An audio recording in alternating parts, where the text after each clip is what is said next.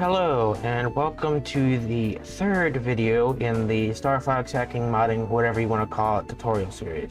In this video, we're going to be talking about making new backgrounds and related things. But first, it's been a long time and some things have changed, so we're going to go over those now. Basically, UltraStarFox, the repository, the only main branch you should be using now is called main.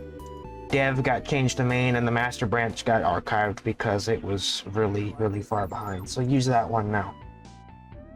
If you already have this from the first video, you'll probably be fine for the most part, I think. Though you might want to maybe start over. I'm not too sure. Again, it's been a little while. And there's also been some new features, the biggest of which would be Rumble. Yes, Rumble support, really. For the uninformed, Randy Linden, the guy that made Doom for Super Nintendo, he's working on a new version, and he designed a protocol so that you can have a controller rumble in response to gameplay. Me, Randy, and Kendu went and programmed a thing. You can get it on ROM Hack Plaza. StarFox Shindo edition. What is in that is also in this repository because that's what I built it off of. So yeah, if you want that, you can turn that on. It's in config under accessories. It's off by default for safety reasons because every time the controller rumbles, it draws current, and if you use it with certain other devices, like say the mouse or the multi-tap, which this doesn't even support, but if it did, it could be dangerous and you could harm your console, so by default it's off. So make sure that if you're going to use it, it's the only thing you're going to use. But you might like that. Oh, and another thing would be you need an emulator that supports it to use it, and a controller that works. The actual controllers aren't, at least as of recording, they aren't shipping yet. They were pre-ordered. I don't know if there are any more in stock or not. I myself, I have a prototype of the actual thing on me, so I do have one. But the Blue Retro also supports it now, I believe. So that works too if you're playing on the real machine. You know, with an FX Pack Pro or an SD to SNES or the like. And as for emulators, really the only one to support it right now is Messin. So, yeah, that would be it. Ares does too, but I don't know if that's in any releases yet. I think I checked a little while ago and it's not. But hopefully, as time goes on, more emulators will support it. So I believe that's all the catching up that we have to do. So, okay, let's begin. First, we need to explain SNES graphics. So I'm going to start with starting the ROM from the last video. So obviously, as I said, subject matter of the video, backgrounds, and some related things. Obviously graphics and what have you. So Super Nintendo graphics, okay. So obviously big background, okay, what makes up that? So if we look at the tile viewer, switch the palette to one that makes sense. Wait. Where in video RAM is this? Super effects scrap. Here we are. Okay, so like at 7,000, that's where the background is. Here is your background, and it's made up of these groups of 8 pixels by 8 pixels called tiles. Of course, it's not just backgrounds that use these. It can also be hardware sprites, like you see here, the lives and the shield text and the bombs. Those are all sprites, and the big text that comes up on the screen when you start a level tells you what stage it is. Those are also sprites. Use tiles, they're down here.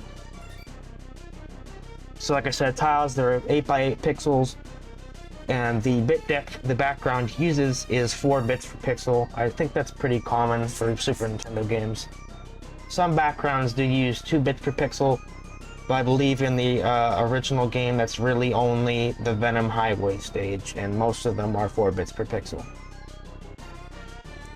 Okay, so then obviously these tiles are then arranged on screen somehow to a tile map. If we scroll past the Mario bitmap here, They get arranged in this great big tile map, and then this square here is showing where the current scroll position is.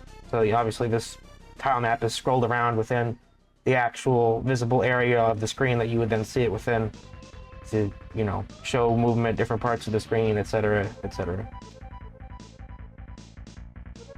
And of course, you see, well, there's all these colors, and how do they assign those? See, every tile, as you can see here with the MSN, it's a very good debugger. You can see how every tile has its own colors assigned to it.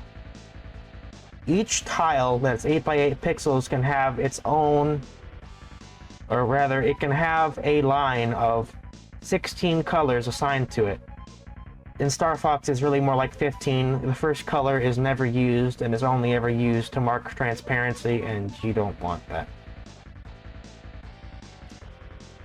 So each one can have its own row of 16 colors assigned to it, and in StarFox, at least in UltraStarFox, you can have, if I recall correctly, I think everything from row 0 to row 1, 2, 5, 6. 0 through 6, if I recall correctly. If I get this wrong, I'm sure I'll put some text up on the screen correcting it. I'm going off of memory here. I'm pretty sure that's right. Pretty sure. I think these lines here are actually unused in this background. Maybe, actually. I think this one is used. I'm not sure. But this one here was originally used. There was an overlay that would go over the shield and boost bars. That's been removed to make more room in the palette. This is just here because it's been baked into here. There's also code that manually writes these colors in that's also been dummied out so we can have more colors. And after the background palette is your palette, 16 color palette used for the 3D graphics. Yes, really, it's 16 colors. StarFox is, for the most part, drawn in the Super Effects 16 color mode. The planet screen is in 256 color mode, and that's so they can have lots of lines with different brightness variations of this. Generally, it's more or less the same set of colors. So they can have the planets shaded and the fading and all that fancy stuff they have there. But for all the bits of the game where it's drawing, you know, like polygonal 3D, it's some variation of these 16 colors. Every level has a different set of tones to match better with the background and the environment it's supposed to be. And then down here, I think, are the palettes for some of the sprites that are on the screen and other things that we don't really need to worry about. So anyway, like I said, the background colors can be, I'm pretty sure, again, if I get this wrong, I'll probably correct this in post, but you can have from line 0, usually you count from 0. Because you see here how the index, the first line says 0, 0, and this says 1, 0. You can have from line 0 to line 6. And I think, though, one of these colors, and I think the 6th row, the last one, is reserved for the black bars at the sides of the screen.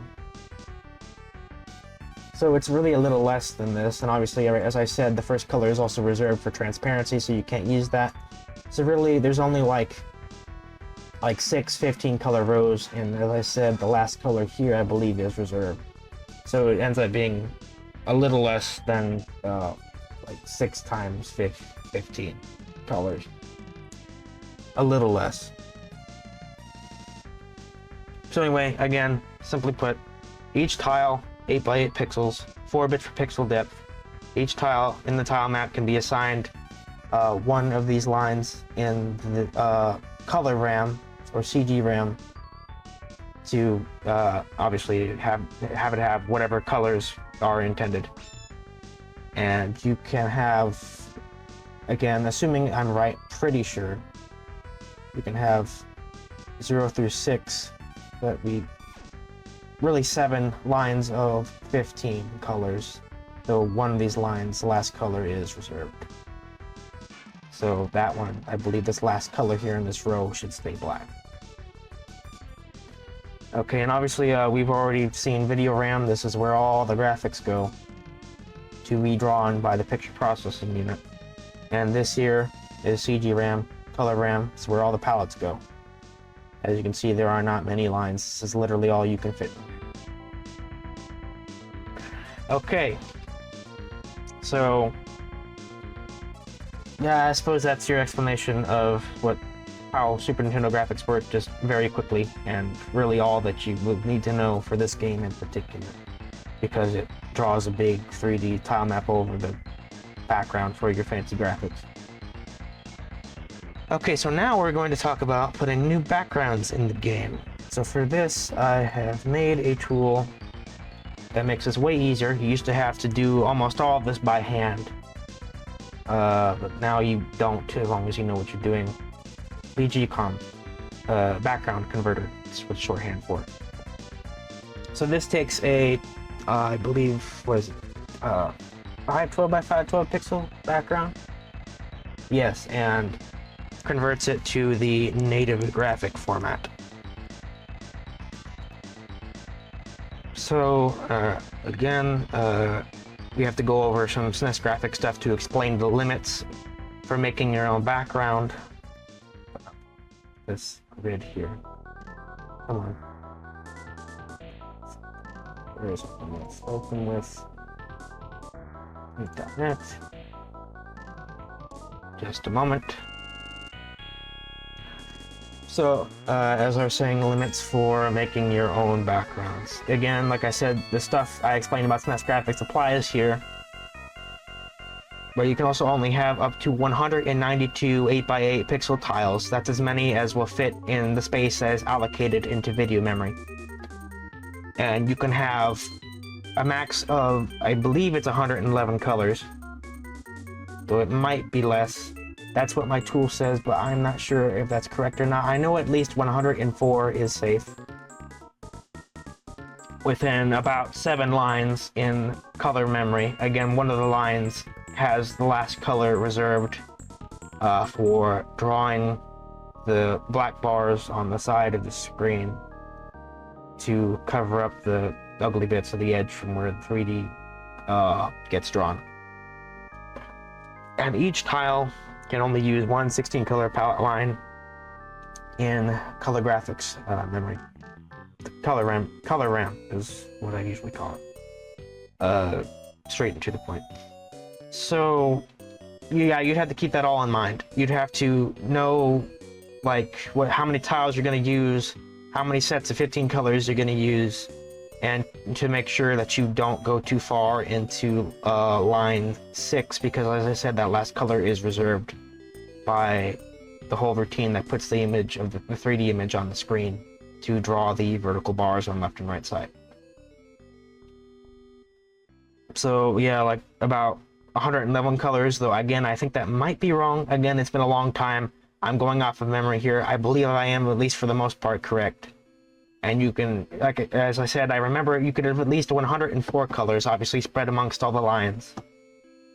And that would at least be safe. But here it says 111 because that's what I wrote in my tool. That's the message it reports to tell you to check. So somewhere from 104 to 111. If I do figure this out, I'll probably, again, either put something in post on the screen to explain that, or put something in the description in the correction section once there are any corrections or notes or etc. Okay, since I don't really feel like making a new background just for this video, I'm going to show you something that I have put together for your use, for anyone to use, all free to use.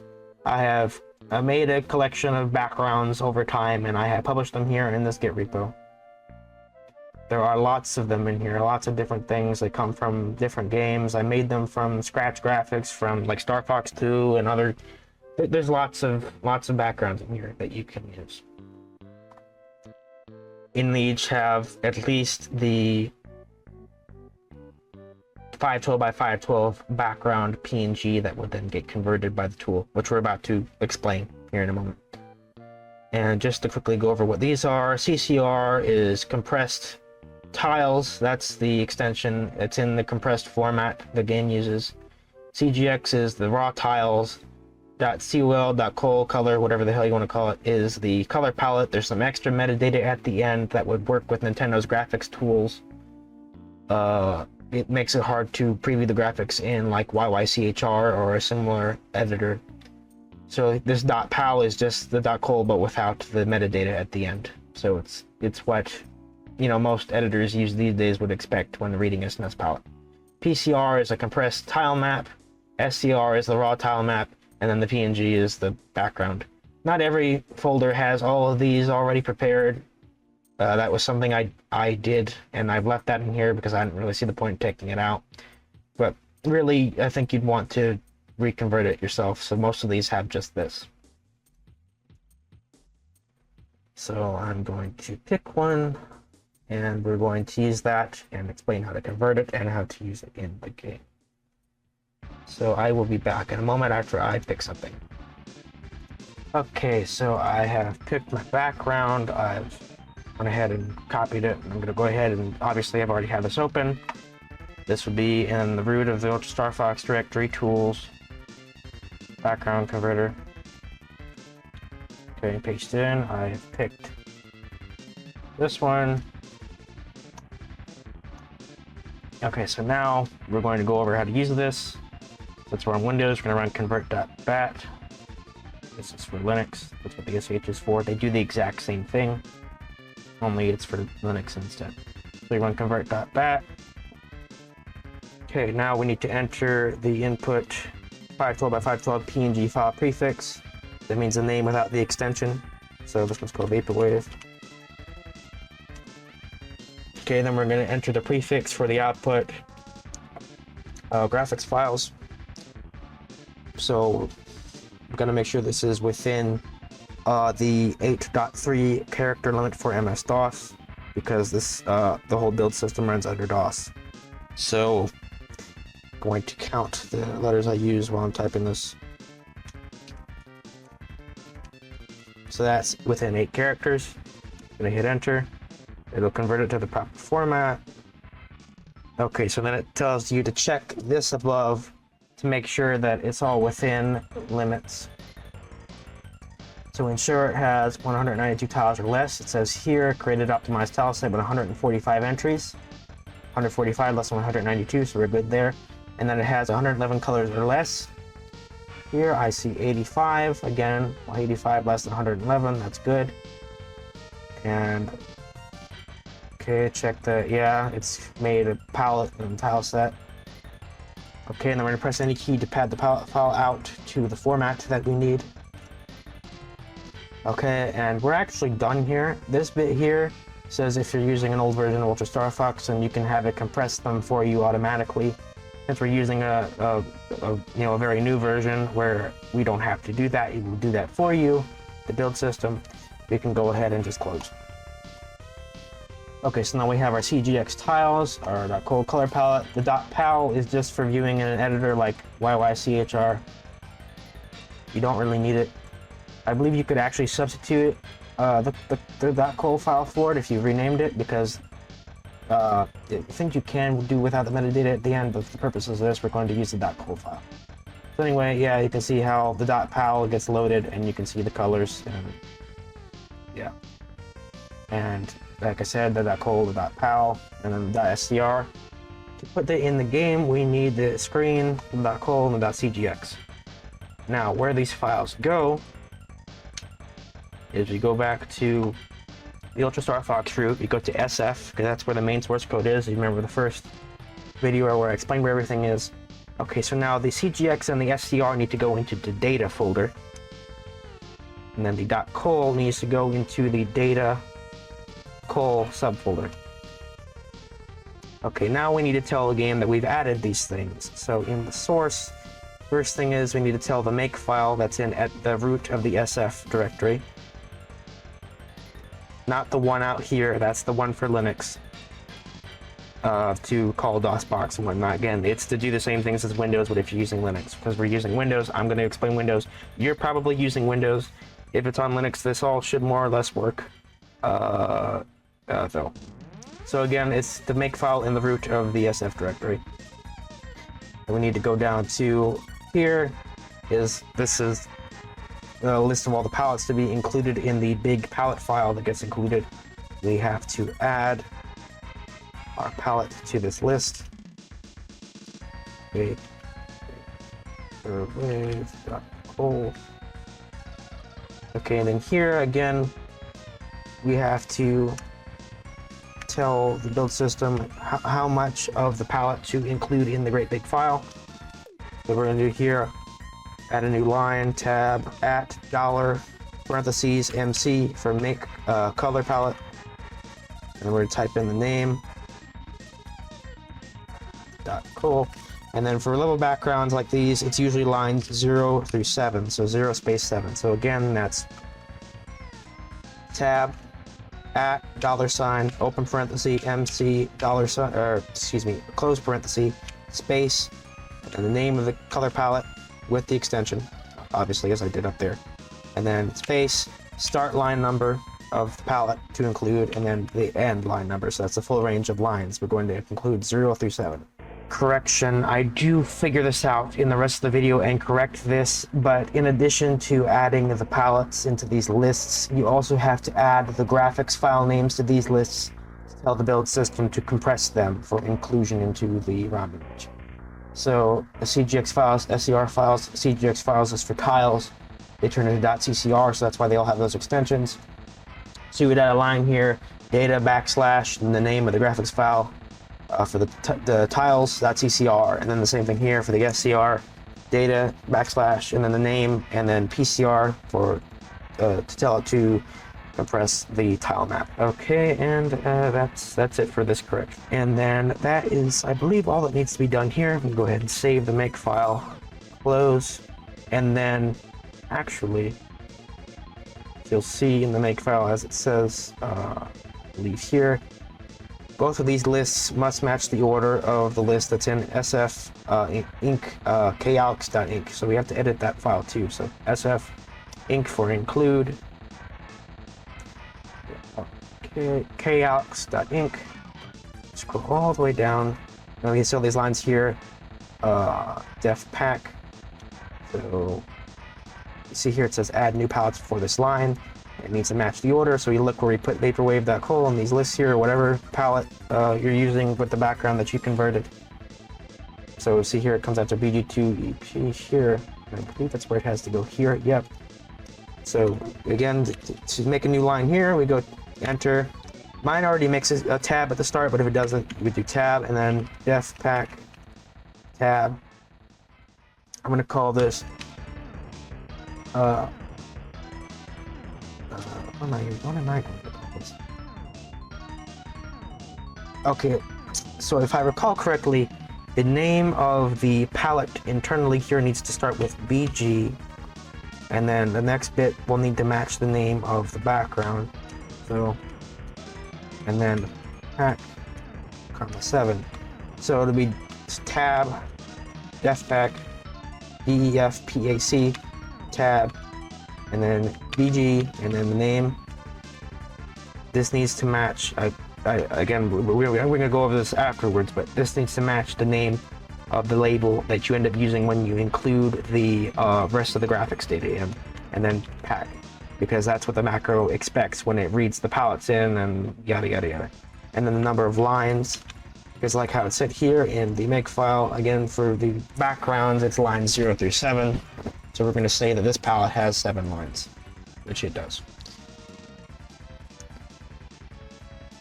Well, rather, the palette ends at line 7.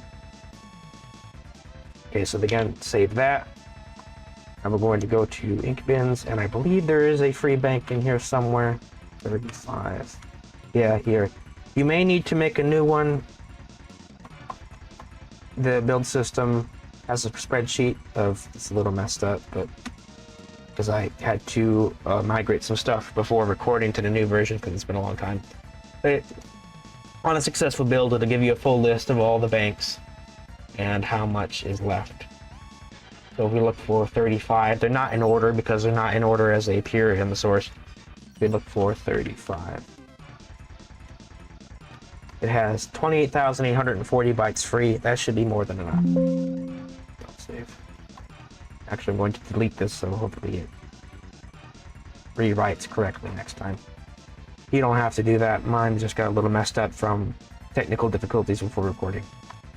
Okay, so now to include it, I'm going to put it in bank 35. Again, you need to find where there's a lot of space. Here I know there's a lot of space to include a good few before you run out, so I'm going to put them in here. Okay, so we do incru for include crunched, and then we're going to do vaporwave PCR to include the tiles, and then we're going to put the path where we put it was data backslash vaporwave dot PCR, and then we're going to do that again, but instead of saying PCR, we're going to say CCR to include the tiles. This was the tile map, this was the tiles. I think I may have said that backwards. So this is going to be CCR, CCR. Okay, and now we're not completely done yet with just getting it in there. We now have to go to SFEXT for extern. This is where labels are globalized and marked for import, export. We need to find the one for ink bins. Here it is. And just somewhere in here, we have to globalize these labels. So global, BG, vaporwave, what was it called again? Oh, hold on, mistake. Sorry, again, long time it's been. I believe these have to be prefixed with BG because all the background calling macros expect the label to have this sort of name. So this has to be BG vaporwave PCR, and then the path of the PCR, and then BG vaporwave CCR, vaporwave.CCR. Again, you know, this is what my background is called. Your background has a different name, you give it a different name. But that's what mine's called, so that's what I'm going to call it. So this is going to be PCR and then BG vaporwave CCR to globalize the label so that the assembler knows it exists when it needs to call upon it. Okay, now to actually have it show up, you have to go to SF.ASM BGs. This is where all the backgrounds and associated things are defined. So we need to go to, because in the last video we modified stage 1.1. We're going to look for 1.1, I believe it's 1.1C. Yep, STP and 2D. Those are the tiles and palette for Corneria, the regular one. So BG2 CHR, vaporwave, and then BG2 SCR. Change those, and then palette, change that to, because here all three match. And then here you can change the game pal if you want to. This is the color tones that are used to draw the 3D graphics. Actually, I think I have something that could help visualize this. Hold on just a second. Okay, so here are all the different game pals. This one here isn't included. This one's unused. I don't remember if I actually included it into this or not. But the different kinds you can have are blue, and I believe this one is red, and this one is called night, and then this one is used on the planet screen. So blue, red, and night, those are the kinds you can use. So given that mine's a little darker, probably going to use night.cool because blue doesn't make sense. Blue is meant for the blue tones of the Corneria background to match with it. Oh, my bad. I said it's just night.cool. I'm a little... Actually, I don't think it's called night here. I think it might be called warm. Maybe? I don't know.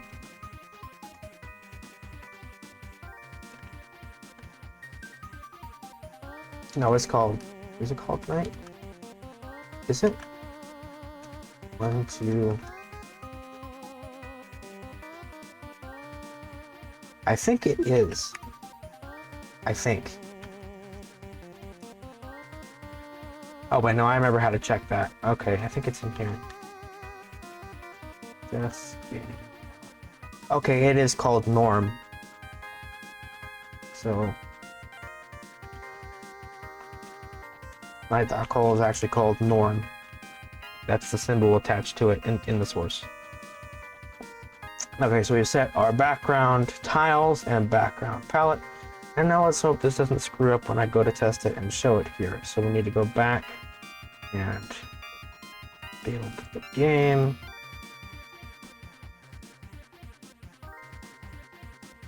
What you just saw there was my Scratch graphics folder.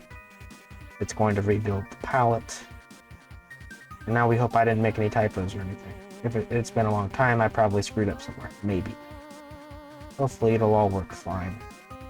Can't open file. Let's see. Data. Oh, we forgot a step. Okay. Again, sorry. Long time. It's been a long time. I really should have rehearsed this beforehand. But we have to tell the build system to compress the graphics files. So in here, there's for CGX and SCR, CGX turns into a CCR, SCR turns into a PCR. So we need to add these here too. So again, we'll add another thing here on this line for CGX data, vaporwave, CCR. So tell it to compress these tiles. Same thing here, data, vaporwave, PCR. Tell it to compress that tile map. Now it should build correctly.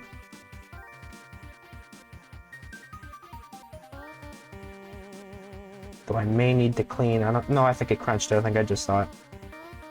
And okay, it built. Now does it come up right? I have no idea. Reload the ROM in SN.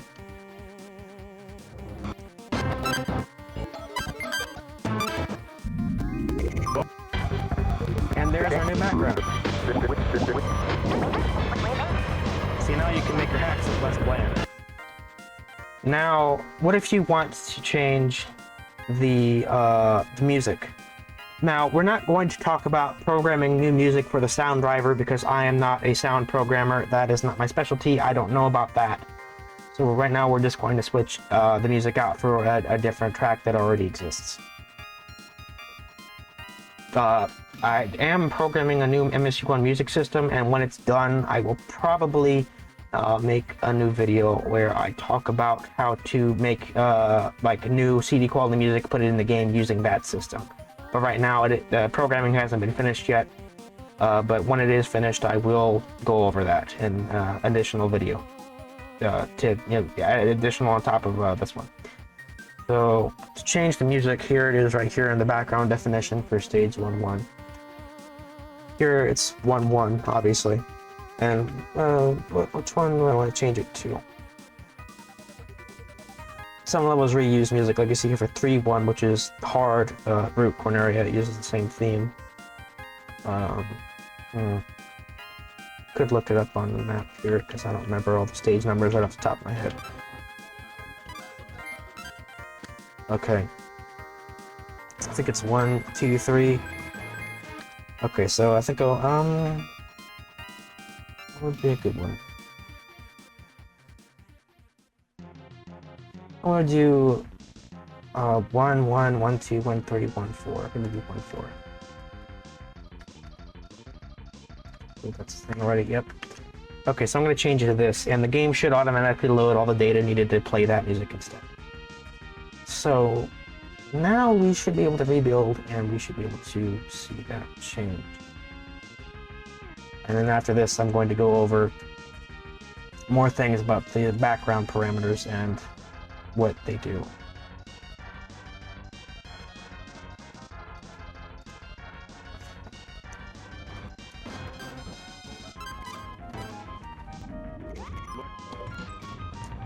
And now it's playing the music for the meteor stage. I think I need to turn this down.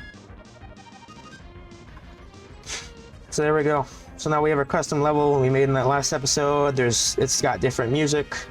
It has a different background. It's using a different palette, color tones for the 3D stuff.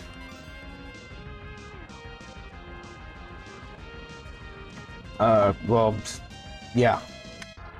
So to explain more of what these things do, again, this tells the background thing that sets up the backgrounds with these, what tile set should be used, what tile map should be used, and then what palette should be used, and then what set of color tones to use. Here I use norm for the night.cool, which is used for the space stages, and I think some other places instead of the blue one for Corneria, because that one looked very good. And this tells it to set the background. This tells it to set the depth table. There are different ones. I don't really know what difference they make. I've never really touched that. And this here sets the environment things. So this, I believe, sets if it'll rotate horizontally, if it'll scroll vertically, I don't know what this one does, actually. Is this documented much? Okay, so this is background vertical scroll. This is definitely horizontal. Okay, so this is okay, I see now. So this controls whether or not the background will tilt when you fly left and right. Is the Z on, so the opposite would be Z off. And then this controls if it will scroll vertically, V on, V off, or if it will scroll horizontally, H on, H off. And then this is the type of, I think, ground dots. You can have no dots, you can have ground, you can have snow, you can have pollen. Those are all the default environment effects, unless you're crazy and you want to go try to program your own new one. That would be fun. That's all Mario code. And then this, I believe, also has more to do with setting up the background. I don't know much about what these do. This doesn't say very much. I don't think I've really messed with these at all. Shadow height, I don't think I've ever seen this set to anything else. Okay, looks like there are some differences. For, I think, just the space arm loss.